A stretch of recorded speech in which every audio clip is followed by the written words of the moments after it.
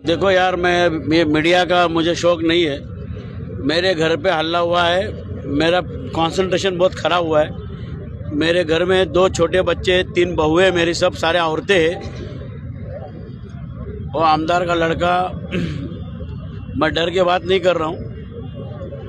मेरे माननीय मुख्यमंत्री महोदय, माझ्या मुलांना, माझ्या घरातल्या लोकांना काय झालं तर हे वाईट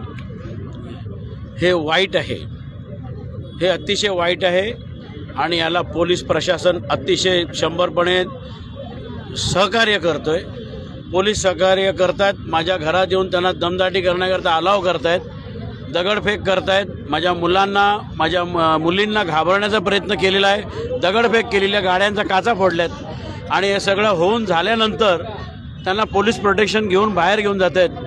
म्हणजे असं असेल तर मुख्यमंत्री महोदय सरळ प्रशासनाला सांगा ना, गोळ्याच घाला ना, त्यापेक्षा हे हिजडे चाळे बंद करून टाकायला सांगा ना। तुमच्या 100% ढकले तो बिकाऊ आदमी है, उसको तो लात मार के हकलना चाहिए। आज मेरे परिवार पर बीत रही है तो मुझे पता है ना। वो क्या अपनी वर्दी संभाल के लिए सब कुछ कर रहा है, शराब पी के यहाँ पर आया है और हमें संभाल रहे है।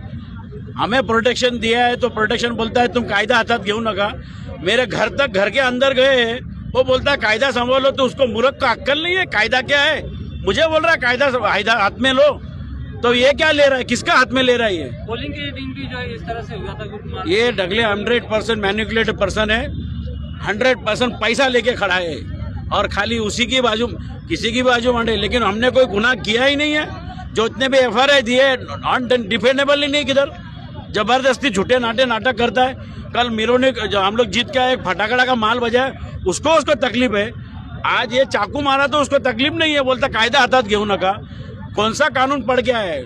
मुख्यमंत्री मध्ये याला लात मारून हाकलून लावा, नाहीतर कायदा सुव्यवस्था बिगड़ण्याचं कारण एक में ढगले है।